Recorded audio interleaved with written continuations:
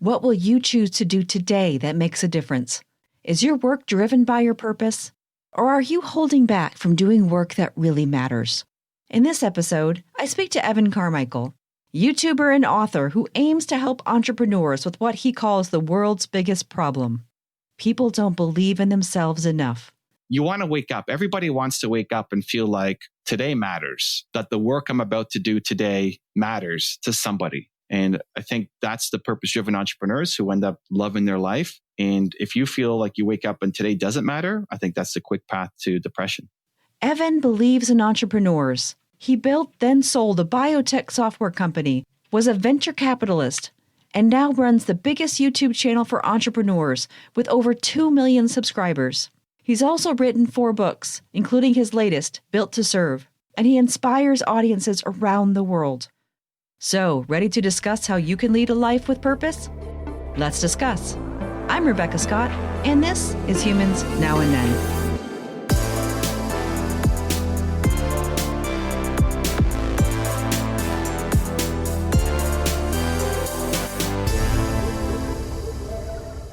Evan Carmichael, thank you for joining me. Rebecca Scott, thanks for having me. I'm so glad to have you on. I'm really excited. Your positive energy, your videos, content you put online is just so positive and energetic. It really makes people focus and think about their own personal success and how to, of course, believe in themselves. So thank you for the work that you do. Cool. I appreciate it. You're more than welcome. So I think one thing that's really interesting about you and your background is your very unconventional success stories. I think that people that have an unconventional success story where they have both successes and failures are super interesting because many people often discover a tipping point where they start to realize where they belong, the direction they should go, and start to discover their purpose. But I'd really love to know if there was a tipping point for you when you found that place, when you started truly believing in yourself. Ooh, I think that's an ongoing journey. I think you can believe in yourself for what you've done, but you struggle to believe in what you could do next. And it's still my biggest struggle. I believe in myself to do everything that I've done, but the thing that holds me back the most is a lack of belief to be able to do what's next. I don't think of it as one moment. There's been lots of these moments. When I was nervous backstage, about to go out and speak to 2,000 people who paid, lots of money to be there, and I didn't think I could do it. And then I went off and I did it. So now doing that again becomes easy, but doing the next thing is still a limiting belief that I can't do it. And so I think the way around it is to surround yourself with the people that bring you up, that make you do believe in yourself more. And that could be through podcasts like this. Yeah.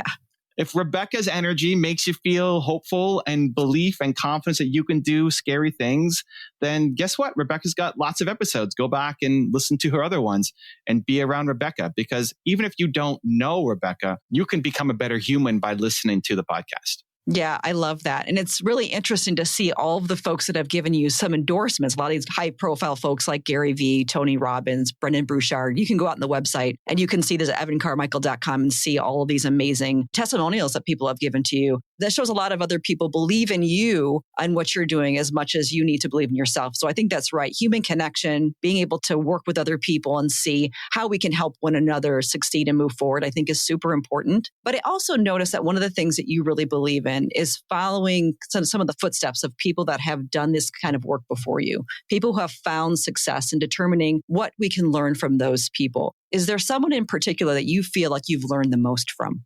So I would say my parents in that respect, but more as how to be a human. So in terms of how to treat people and value system and work ethic and all of that is what I learned from my parents. And I know this is audio only, but I'm in my office and I've got 5 giant canvases on my wall. And the middle one is with me and my parents when I'm 8 or 9 years old.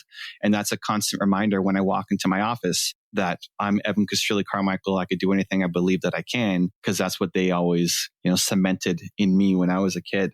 They weren't entrepreneurs though, so I didn't learn any business stuff from them because that wasn't what they were great at. They're still both alive. They're not great business people per se, but just how to be a human and treat people and show up. I've learned the most from them and still try to, make them proud. Yeah. But what's really interesting is those human lessons, those human aspects, and being able to empathize with other people, believe in ourselves, connect with other people. Those are also key components to being successful in entrepreneurship and business. So even though they might not have been business people, they gave you some of those foundational elements that have helped you be successful, because the work that you do really does center around those human elements that are really important for us to consider as we think about the future and move forward. So one of the things that you focus on as well is your purpose. And it seems you could have this really heavy purpose of helping other people find how to believe in themselves. So you articulate the world's biggest problem as that people don't believe in themselves enough. So what are some of the keys to solving that world's biggest problem? So if I had, all the keys and we would have solved it, but I think it's evidenced by what I'm trying to do. Like, I think whenever you've got a big goal or big mission, or even if somebody asks you, hey, if you had $1 billion, what would you do? Whatever that answer is should be in small version what you're actually doing right now. That means you're working towards your purpose. And so how do you get people to believe in themselves? Well, I think one is trying to surround themselves with more role models. So it's what I'm trying to do with my content every day. YouTube is my biggest home, but I'm on all the platforms trying to put out content every day, because I think the more you can be around Oprah Winfrey and Elon Musk and Steve Jobs and these people who've done amazing things and see where they came from, the more you believe that it might be possible for you. And I think that seed of hope is the biggest thing missing for most people. People listening to this show, you're probably the most ambitious person in your circle. Your listeners are smart, they're caring, they want to do great things, and they might share their dreams with the people around them who say, well, you can't do that. And that might even be out of love. They may not be hating on you. They just have a different roadmap. The opportunities available to us right now, if you look at your parents when they were your age, it's just a totally different world. What we're doing right here. You're talking to some guy in Canada on a podcast. It's like this, what? How do you make money off of that? But you can, right? Because it's 2020, 2021. Welcome aboard. And so the more you can surround yourself with the people who are doing the things that you want to do and are thinking the way that you want to think. And I think that's a daily thing. You might be motivated and fired up today, and then you wake up tomorrow and you're starting over. So I see it as important as brushing your teeth. Hopefully you're brushing your teeth every morning, getting that inspiration, and not just kind of rah, but being around. If you watched an Oprah Winfrey video every morning, you would start to see the world like Oprah sees the world. It would shift your thinking. And you may not notice a shift on a day-to-day basis, but when you look back a month, 2 months, 3 months, 6 months, 12 months, you'll notice that you're becoming a dramatically different human being. And so most of us are not conscious with the resources that we're surrounding ourselves by. Many of us will just say, well, I don't know Oprah, so, I don't have any friends like that. So turn to aspirational mentors. If it's Rebecca for you, great. Listen to an episode every day. If it's Oprah for you, watch a video every day. Your heroes are out there, and the more you can surround yourself with them, they will shift your belief forward.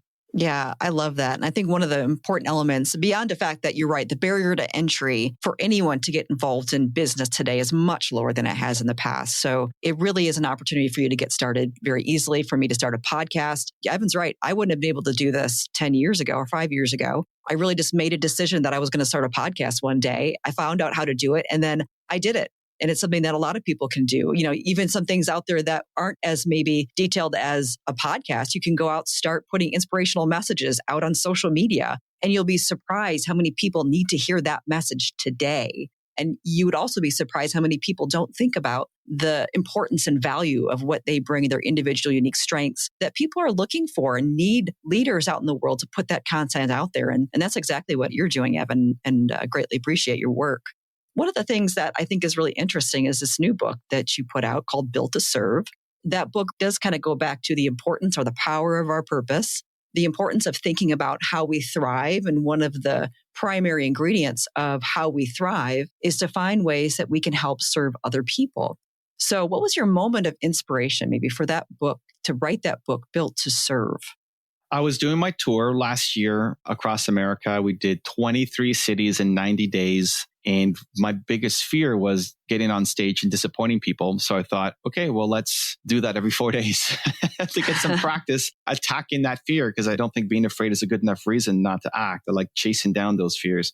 So we're doing our tour. And about halfway through the tour, I realized in every city that I go to, I keep getting asked the same question. People keep asking me, well, how do I find my purpose? And how do I find my passion? What am I supposed to be doing? How do I know if this is right? That wasn't what I was going on tour to talk about. I had a whole other series of topics and agendas. But this was a question people kept asking. And in every city, I just said, well, that's a pretty easy problem to solve. You don't have to go meditate on top of a mountain for 10 years or hire a $50,000 business coach or something to figure it out. Your purpose comes down to your who, your why, and your how. Like, well, what does that mean? And so I broke it down for them live. And then somebody else would put their hand up and it's like, do me, and then do me. And that became my tour.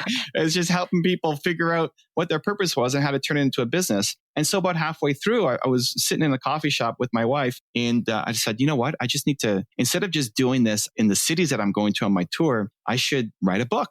And at the time, I didn't have time to write a book. This is where we often get in our own way. There were so many reasons why I shouldn't write a book. I'm on tour right now. That means every 4 days I'm in a new city. Every 4 days I'm driving to a new city. Every 4 days we're also exploring a new city because I was going there with my wife and we wanted to take in the city. So it means I'm behind on everything. I'm behind on every project, every client, every team member. I'm behind on everything I'm doing in my business for 90 days to be here on this tour. And now I decide I'm going to write a book.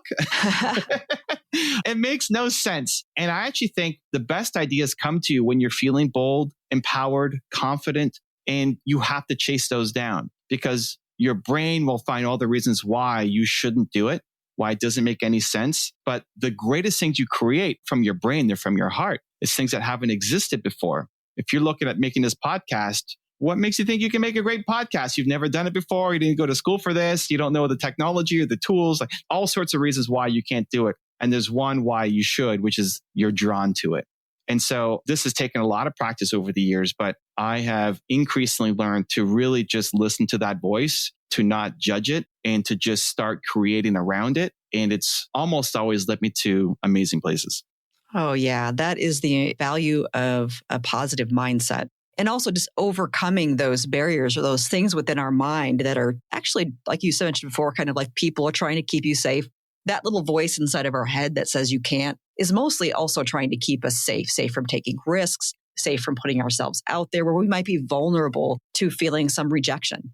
And so if you can overcome that, again, take advantage of those moments of inspiration, take advantage of those moments where you feel energy behind something. Because you're right, that's what happened with me with the podcast. I had the idea. I'm driving my daughter to gymnastics one day and I just had, oh my God, I'm going to do a podcast. And we're going to talk about how people can step up and shape the future, and brought tears to my eyes. My daughter thought I was losing it, but that's okay because it was the right decision for me. I know nothing about, making a podcast. I wasn't even much of a podcast listener at the time, but changing that mindset and believing that we can and putting the work into something that is meaningful, important to you is something all of us are able to do, even if we think we can't.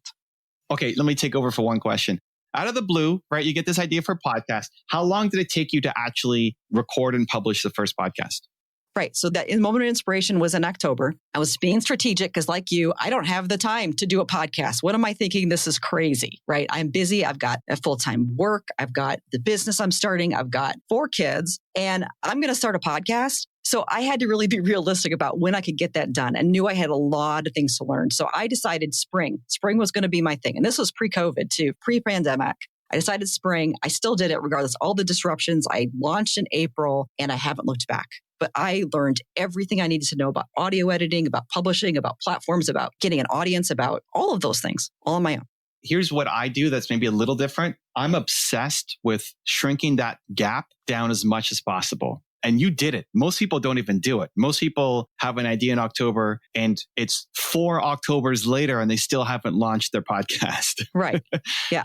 I love going immediate. If that was me, I'd pull out my phone in my car after dropping off my daughter and saying, hey, I want to launch a podcast. It's going to be about this. I really have no idea what I'm doing. This is episode 1. I'm sitting here in my car. I just dropped off my daughter and I was crying, thinking about this idea. She thinks I'm nuts. I think I'm nuts, talking into my phone in this parking lot. And I don't really know where this podcast is going to go, but I'm pumped to get it started. Let's go. And just all of the fears and all the insecurities and I don't know how to build an audience. I don't even listen to podcasts. And just creating and letting the first episode of whatever suck.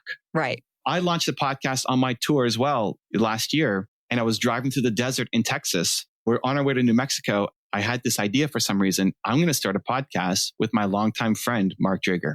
Where did it come from? I have no idea. I listen to zero podcasts. I'm a visual only guy.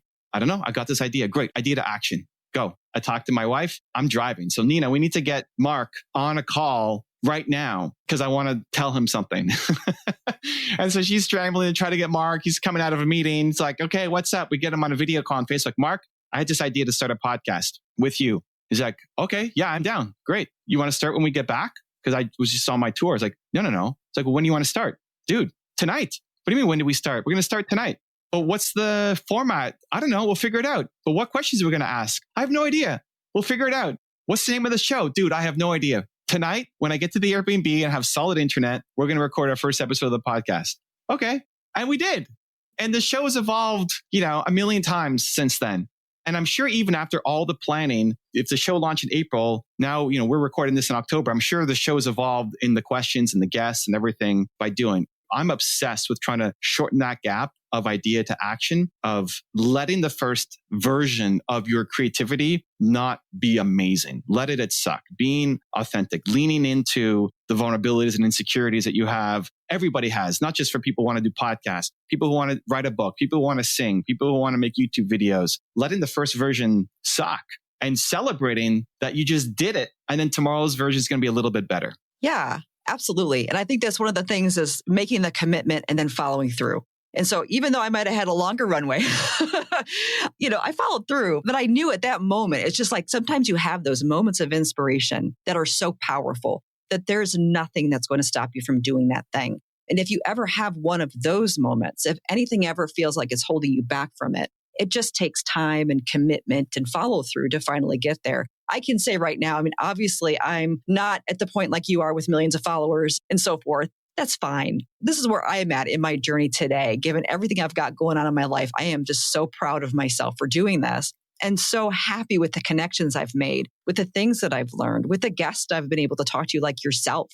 It's given me so much confidence to move forward and continue to try to make a difference. And to have people come back to me, and maybe this is my next question, have people come back to me and tell me that what I'm doing makes a difference for them and for the world. That's a moment. That's powerful.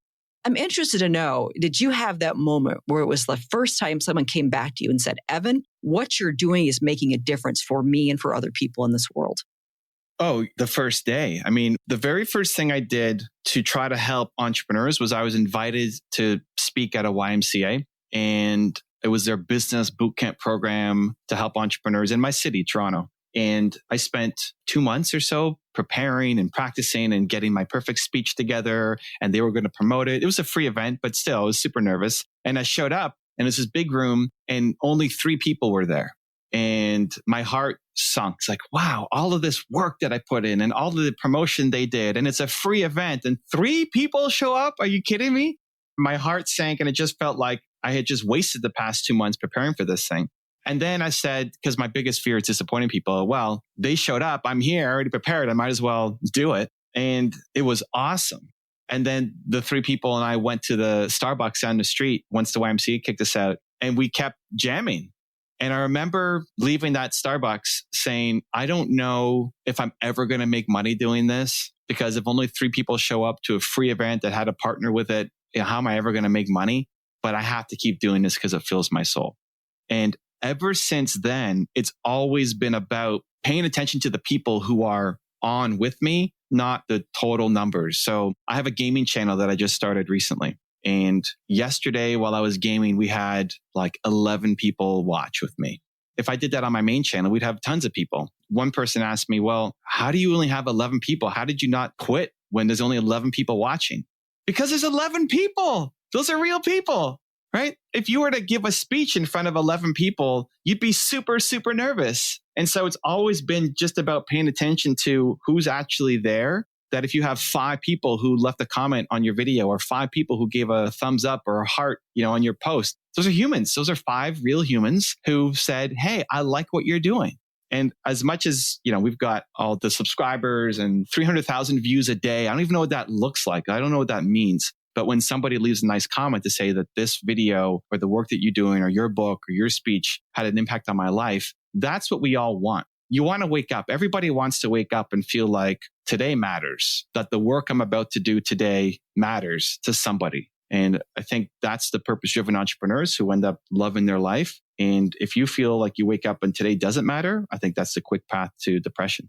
Yeah. And I think what you just walked through is really the true recipe for success. It's not about, say fame or fortune. It's really around finding your purpose, living your purpose, making a difference, having value in the world, and waking up every day, loving what you do. There's nothing that's more valuable than that.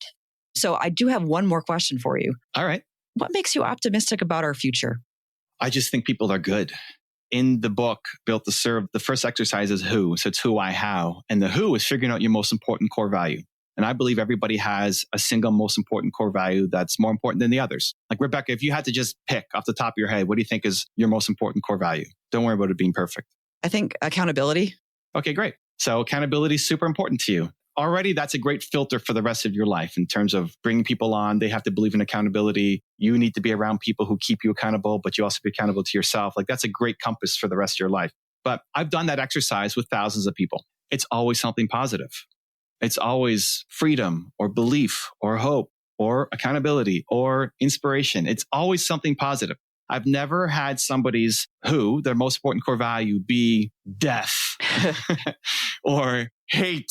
It's never happened. And I'm sure there's a tiny, tiny percentage of the population who's got brain chemicals that aren't wired properly or something, and they like killing people. But for the most part, I believe humans are good. I think we're just in a lot of pain. I think we're in a lot of pain. I think we're in a lot of suffering. And think about when you've been in pain and suffering, are you showing up as your best self? Probably not. But I think people at the core are good. We want to serve. We want to help. We want to make a difference. And so that's firm belief that I have that the world could be a much better place. And thanks to shows like yours and work that I'm trying to do, and I'm sure the work that a lot of your listeners are trying to do as well, we're trying to unlock that one person at a time.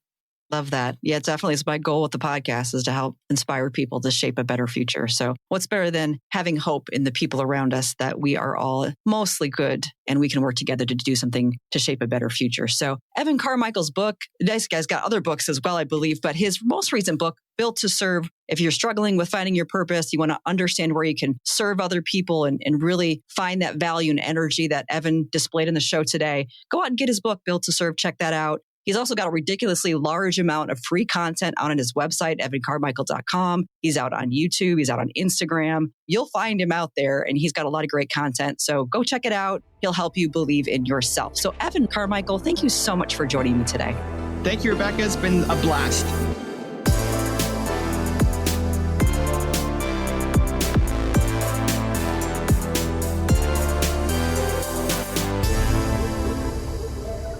Evan's energy and will to overcome is inspiring, but he brings something else that drives his success, a strong sense of direction and purpose.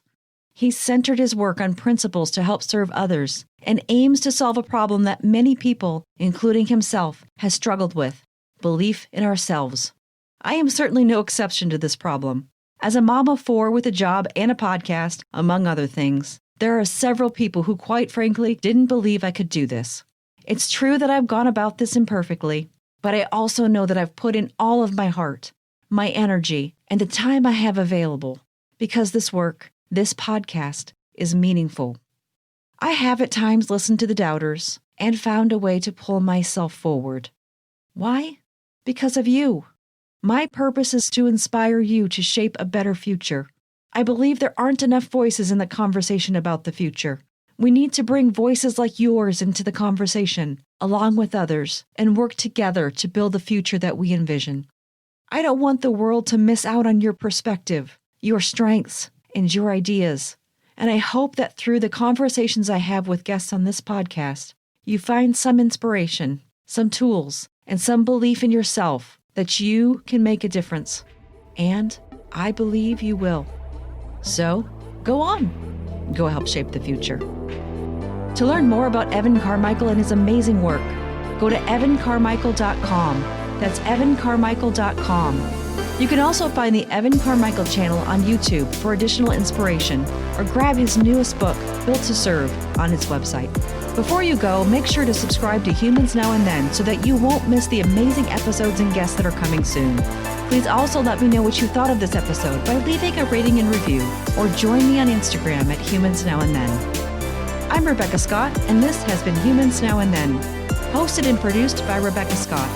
Episode notes can be found at humansnowandthen.com. Thank you for listening.